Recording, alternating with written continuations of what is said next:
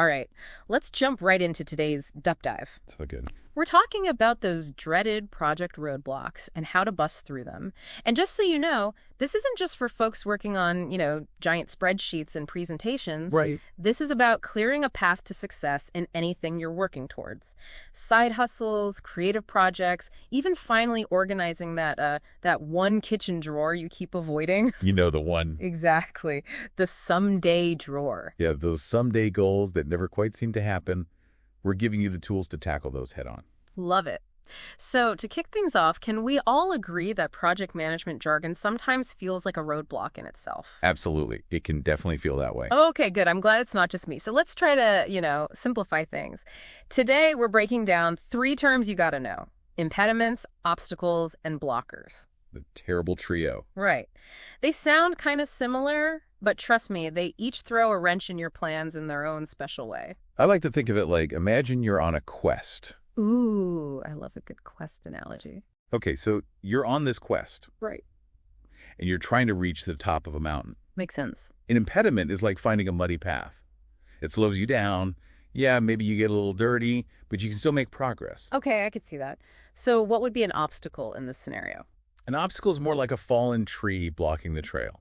You'll need to put in more effort, get a little creative to find a way around it. Got it. So if those are the mud and fallen trees, then a blocker must be like the avalanche that stop everything, we're in trouble kind of situation. Exactly. A blocker brings your quest to a screeching halt. Nothing else matters until you figure out how to dig yourself out. And nobody wants to be stuck in avalanche territory. Yeah, definitely not. But here's the thing. How do we avoid mistaking a muddy path for a full-blown avalanche? Because sometimes when you're stressed and facing a deadline, even a little mud can feel pretty overwhelming. That's a great question, and it's something we see all the time. It's easy to get caught up in the heat of the moment and overestimate the severity of a problem. So we know those blockers can really throw us for a loop, but how do we make sure we're not overreacting to every little thing? That's where we put on our project detective hats. Ooh, I like where this is going. It's about looking beyond the surface, like a muddy path, Right. and figuring out what's really going on underneath. Sometimes the best tool for this isn't some fancy software or complicated chart. Okay, so what is it? It's talking to your team. So less Sherlock Holmes and more like team therapist. Exactly. Having open and honest communication with your team is crucial. It seems so simple, but it's so true. It is. Instead of just accepting, oh, this task is delayed, you got to dig a little deeper. Ask things like, hey, what's making it tough to hit this deadline? Or are there any roadblocks I can help clear? Basically understanding the why behind the what. Exactly. Let's say you have a teammate who constantly misses deadlines. It's easy to assume they're just bad with time management. Right, but that might not be the whole story. Right. By asking the right questions, you might discover they're juggling multiple projects with conflicting priorities. So the root cause isn't their time management skills, it's a lack of communication and coordination. Precisely. And once you've identified that root cause, you can start finding solutions.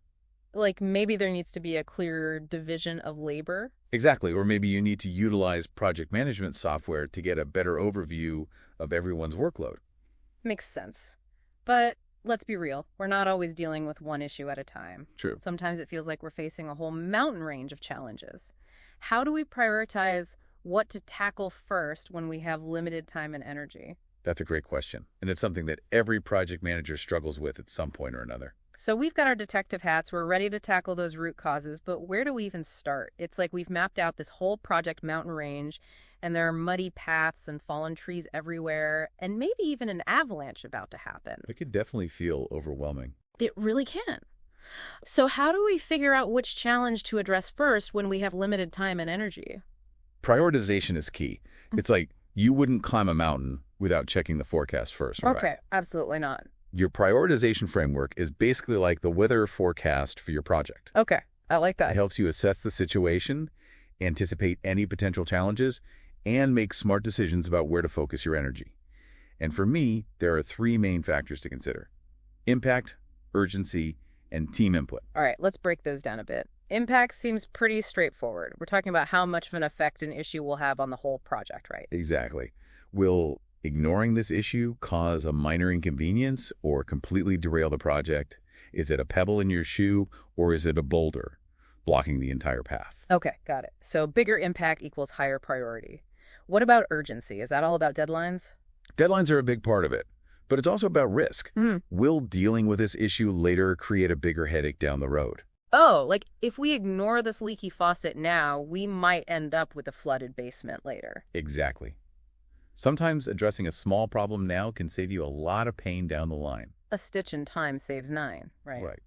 And finally, we can't forget about team input. Your team is on the ground dealing with these challenges day to day. They often have the best insights into what's causing the most friction and frustration. It's like they have their own insider knowledge of the project mountain range. They know the shortcuts, the dangerous paths, the best spots to set up camp, all that good stuff. Precisely. Regular check-ins, whether it's a quick stand-up or a more in-depth retrospective, can be so valuable for gathering that intel. And making sure everyone is on the same page. Absolutely.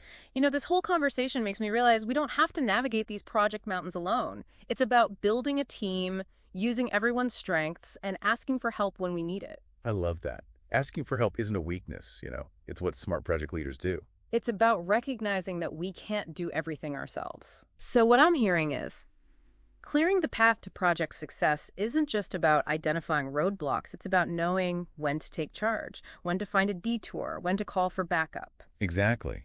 And these skills, they're not just for work projects, are they? Oh, you're so right. This stuff applies to, well, everything. Anything you're trying to achieve. Exactly. Writing a book, planning a trip, even just getting your life organized. It's all about setting yourself up for success. This has been such a great deep dive. I feel like we've all leveled up our project management skills today, and hopefully everyone listening has picked up some tips they can use in other areas of their lives as well. Absolutely.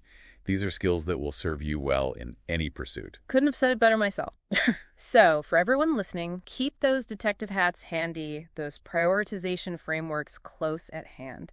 We'll be back next time with another deep dive to help you navigate all of life's adventures. Until then, happy trails, everyone.